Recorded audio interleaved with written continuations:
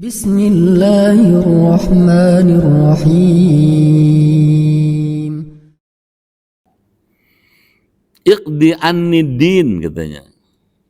Semoga engkau, mesti bukan din ad-dain mesti ini. Iqdi, tunaikanlah, katanya.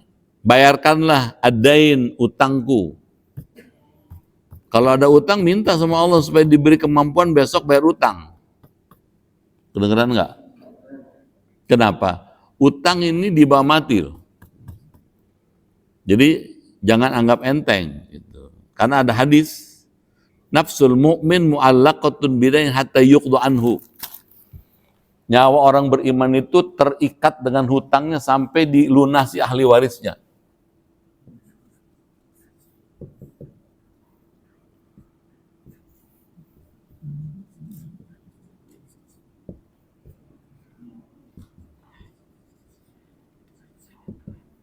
Mu'allakun bidainihi hatta yuqdu anhu.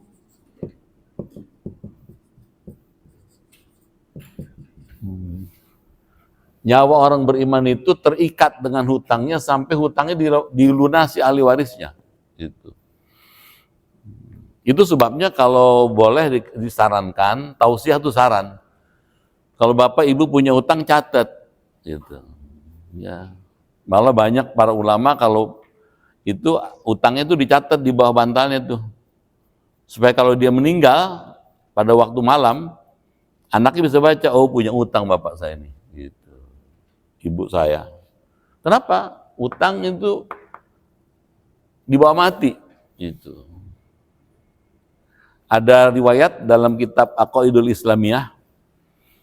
Orang kalau rohnya lepas dari jasadnya, ruhnya itu tempatnya mutafarriqah, pencar-pencar gitu. Ada orang yang rohnya itu di depan pintu surga, mahbusuna inda babil jannah, tertahan di depan pintu surga. Ini surga, ini pintu, dia tertahan di situ, nggak bisa masuk, di depan pintu gitu. Waktu ditanya, kenapa kok nggak bisa masuk? Padahal amal solehnya banyak.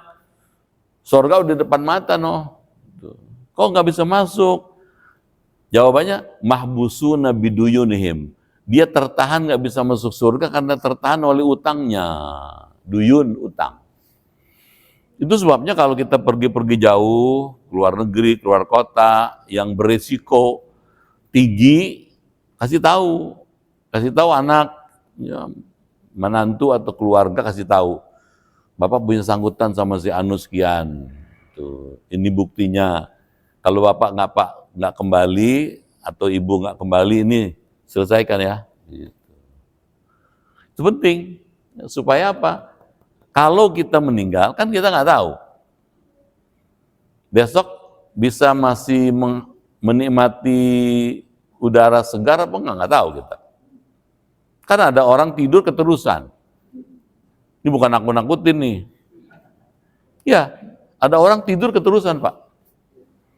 Ada jamaah saya itu di Grogol, ketua masjid, pengurus masjid, rumahnya seberang masjid di Grogol sana. Gitu. Kalau subuh belum azan udah datang dia. Udah datang dia. Hari itu udah azan bertalu-talu dia mati tidur aja. Gitu. Sampai istrinya kaget, terheran-heran. Dibangunin tuh suaminya, bang, bangun, udah azan no. Diam aja suaminya. Bang, bangun, azan no, diam aja. Dia oglek-oglek, tau dia oglek-oglek. Digerak-gerakin itu, gitu. Bangun, bercanda aja lu, katanya gitu. Disangka bercanda. Anaknya mau berangkat ke masjid, coba lihat nih bapak kamu nih, gitu.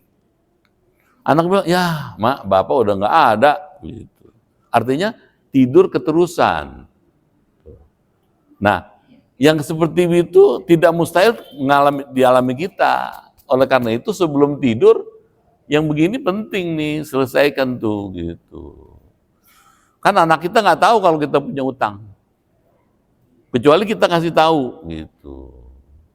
selesaikan. Gitu. Jadi mahal nih, gitu ya. Selesaikan nih, ya. Minta yang keempat, minta diselesaikan utang bila wafat.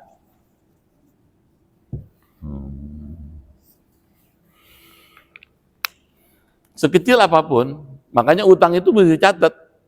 Kan ada ayat di Quran. Ya ayyuhalladzina amanu, gitu. Idza tadayantum bidain faktubuhu, gitu. Hei orang beriman, apabila kamu melakukan transaksi utang piutang, catatlah. Kenapa mesti catat? Karena utang itu kalau nggak dicatat bisa menimbulkan potensi konflik. Bisa menimbulkan konflik di masa depan. Dicatat. Kalau catatannya, apalagi ada tanda tangan atau parafnya, yang ngutang atau yang minjemin, dua-duanya itu lebih kuat gitu loh. Sederhana nih, tapi mahal nih gitu. Pesannya Imam Ghazali nih. Inna